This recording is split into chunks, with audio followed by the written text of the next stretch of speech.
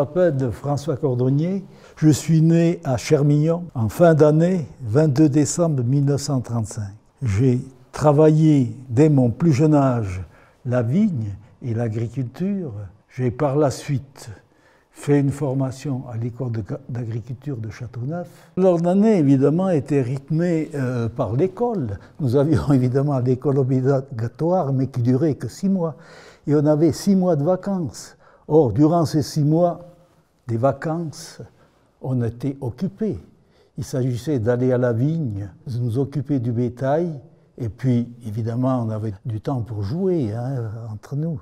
La vigne était mise dans les terrains les plus chauds et finalement les moins productifs pour les céréales, pour les prairies et pour les arbres fruitiers. Donc la priorité était bien de satisfaire nos besoins alimentaires. Et la vigne était mise dans le bas de vignoble. Et puis il y avait aussi pas encore le réchauffement climatique.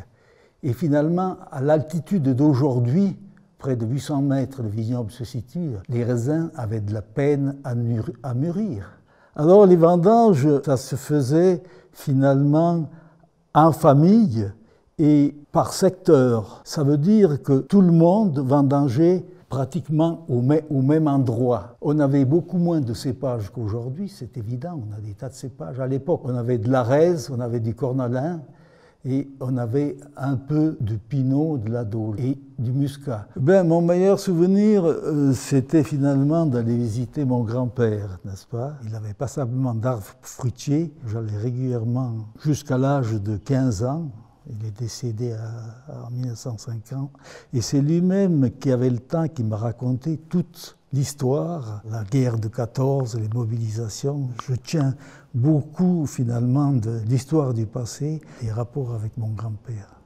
Mon grand-père louait une grande salle là pour faire l'école durant 2 mois. Et comme c'est une bâtisse avec des balcons, tout en bois, en madrier, quand les enfants jouaient, ça secouait, ça branlait, d'où le nom de Château-Branlant.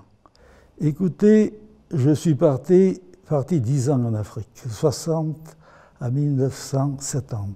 C'était à l'époque, les pays n'étaient pas encore décolonisés. J'ai assisté aux fêtes de l'indépendance du Tchad. Et durant ces 10 ans, je suis parti pour une organisation internationale, pour la GAC, Jeunesse Agricole Chrétienne. La viticulture est passée par une grande crise. Il y a eu les accords du GATT et on a dû finalement ouvrir les frontières. Donc, en peu d'années, il y a eu les vins étrangers qui sont rentrés, il y a eu pratiquement la libre circulation. Alors on s'est opposé à ces accords du GATT et puis finalement on y est parvenu. Il s'agit finalement de trouver les moyens de défendre les producteurs. C'est ainsi que j'ai participé à la création des associations viticoles et j'ai fondé la Fédération valaisanne des vignerons. Et j'ai présidé la Fédération romande et j'ai aussi été au comité de la Fédération suisse des vignerons. Oui, je parle patois. Finalement, on avait le bigalis à la maison. Nos parents parlaient patois entre eux et français avec nous. Le patois était vraiment une langue adaptée à la culture paysanne. Il y a des expressions en patois pour définir finalement certains travaux, ou je dirais même le ressenti des gens, des paysans, où il n'y a pas d'équivalent en français. Cremontan fait le chemin fa enin encheno, fa enin vir le paysage, les pras, les montagnes, et puis avouer les habitants que sont là prêts à vous dire, fa découvrir un beau pays.